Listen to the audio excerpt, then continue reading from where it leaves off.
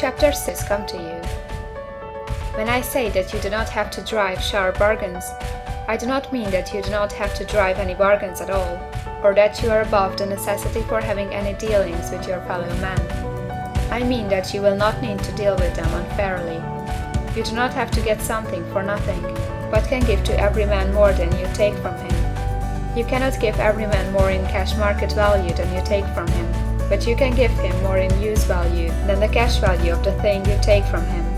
The paper, ink, and other material in this book may not be worth the money you pay for it, but if the ideas suggested in it bring you thousands of dollars, you have not been wronged by those who sold it to you. They have given you a great use value for a small cash value. Let us suppose that I own a picture by one of the greatest artists, which, in any civilized community, is worth thousands of dollars. I take it to Baffin Bay, and by salesmanship induce an Eskimo to give a bundle of furs worth $500 for it. I have really wronged him, for he has no use for the picture. It has no use value to him. It will not add to his life. But suppose I give him a gun, worth $50 for his furs. Then he has made a good bargain. He has use for the gun. It will get him many more furs and much food. It will add to his life in every day. It will make him rich. When you rise from the competitive to the creative plane, you can scan your business transactions very strictly, and if you are selling any man anything which does not add more to his life than the thing he gives you in exchange, you can afford to stop it. You do not have to beat anybody in business, and if you are in a business which does beat people, get out of it at once. Give every man more in use value than you take from him in cash value. Then you are adding to the life of the world by every business transaction. If you have people working for you, you must take from them more cash value than you pay them in wages. But you can so organize your business that it will be filled with the principle of advancement, and so that each employee who wishes to do so may advance a little every day. You can make your business do for your employees what this book is doing for you. You can so conduct your business that it will be a sort of ladder, by which every employee who will take the trouble may climb to riches himself, and given the opportunity, if he will not do so, it is not your fault.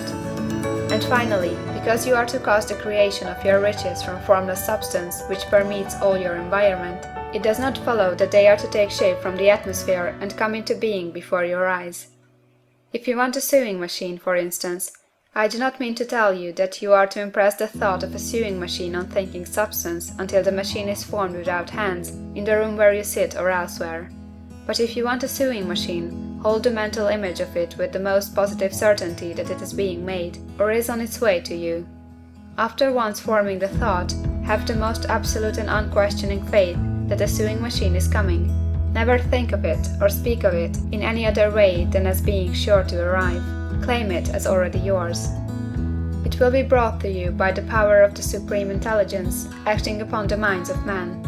If you live in Maine, it may be that a man will be brought from Texas or Japan to engage in some transaction which will result in your getting what you want. If so, the whole matter will be as much to that man's advantage as it is to yours. Do not forget for a moment that the thinking substance is through all, in all, communicating with all, and can influence all. The desire of thinking substance for fuller life and better living has caused the creation of all the sewing machines already made, and it can cause the creation of millions more, and will, whenever men set it in motion by desire and faith, and by acting in a certain way. You can certainly have a sewing machine in your house, and it is just as certain that you can have any other thing or things which you want, and which you will use for the advancement of your own life and the lives of others. You need not hesitate about asking largely. It is your Father's pleasure to give you the kingdom, said Jesus. Original substance wants to live all that is possible in you, and wants you to have all that you can or will use for the living of the most abundant life. If you fix upon your consciousness the fact that the desire you feel for the possession of riches is one with the desire of omnipotence for more complete expression, your faith becomes invincible. Once I saw a little boy sitting at a piano and vainly trying to bring harmony out of the keys, and I saw that he was grieved and provoked by his inability to play real music.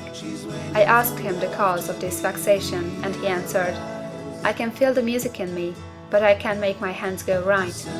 The music in him was the urge of original substance, containing all the possibilities of all life. All that there is of music was seeking expression through the child. God, the one substance, is trying to live and do and enjoy things through humanity. He is saying, I want hands to build wonderful structures, to play divine harmonies, to paint glorious pictures. I want feet to run my errands, eyes to see my beauties, tongues to tell mighty truths, and to sing marvelous songs, and so on. All that there is of possibility is seeking expression through man. God wants those who can play music to have pianos and every other instrument, and to have the means to cultivate their talents to the fullest extent. He wants those who can appreciate beauty to be able to surround themselves with beautiful things. He wants those who can discern the truth to have every opportunity to travel and observe. He wants those who can appreciate dress to be beautifully clothed, and those who can appreciate good food to be luxuriously fed. He wants all these things because it is himself that enjoys and appreciates them. It is God who wants to play and sing and enjoy beauty and proclaim truth and wear fine clothes and eat good foods. It is God that worketh in you to will and to do, said Paul. The desire you feel for riches is the infinite seeking to express himself in you, as he sought to find expression in the little boy at the piano. So you need not hesitate to ask largely. Your part is to focalize and express the desire to God. This is a difficult point with most people. They retain something of the old idea that poverty and self-sacrifice are pleasing to God. They look upon poverty as a part of the plan, a necessity of nature. They have the idea that God has finished his work and made all that he can make, and that the majority of men must stay poor, because there is not enough to go around. They hold so much to this erroneous thought that they feel ashamed to ask for wealth. They try not to want more than a very modest competence, just enough to make them fairly comfortable. I recall now a case of one student who was told that he must get in mind a clear picture of the things he desired, so that the creative thought of them might be impressed on formless substance. He was a very poor man, living in a rented house and having only what he earned from day to day, and he could not grasp the fact that all wealth was his. So, after thinking the matter over, he decided that he might reasonably ask for a new rug on the floor of his best room and an anthracite coal stove to heat the house during the cold winter.